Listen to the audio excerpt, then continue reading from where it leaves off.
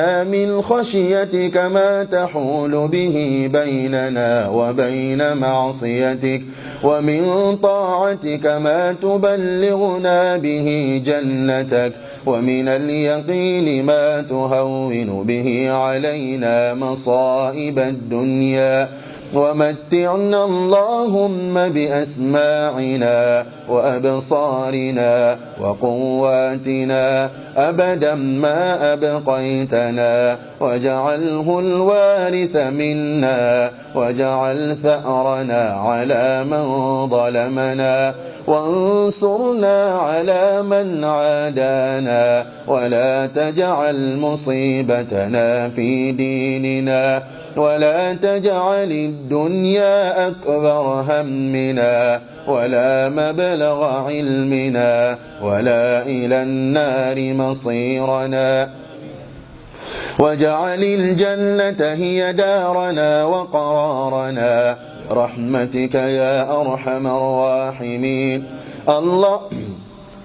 اللهم لا تدع لنا ذنبا إلا غفرته، ولا هما إلا فرجته، ولا دينا إلا قضيته، ولا مريضا إلا شفيته، ولا جاهلا إلا علمته، ولا ميتا إلا رحمته، ولا حاجة من حوائج الدنيا والآخرة هي لك رضا ولنا فيها صلاح إلا أعنتنا على قضائها ويسرتها برحمتك يا أرحم الراحمين. اللهم إنك عفو تحب العفو فاعف عنا. اللهم إنك عفو تحب العفو فاعف عنا. اللهم إنك عفو تحب العفو فاعف عنا برحمتك يا أرحم الراحمين. اللهم تقبل منا صيامنا وصلاتنا وقيامنا وركوعنا وسجودنا برحمتك يا أرحم الراحمين.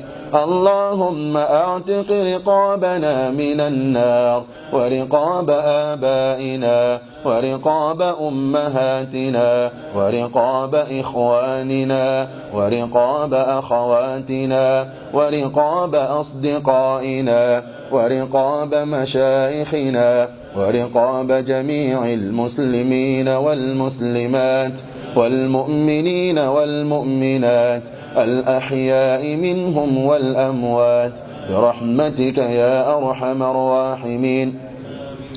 اللهم إنا نسألك عن الخير كله عاجله وآجله ما علمنا منه وما لم نعلم، ونعوذ بك من الشر كله عاجله وآجله ما علمنا منه وما لم نعلم. اللهم اغفر لنا وارحمنا ولوالدينا، رب ارحمهم كما ربونا صغارا. وصل اللهم وسلم وبارك على عبدك ورسولك محمد وعلى آله وصحبه أجمعين، وآخر دعوانا أن الحمد لله رب العالمين.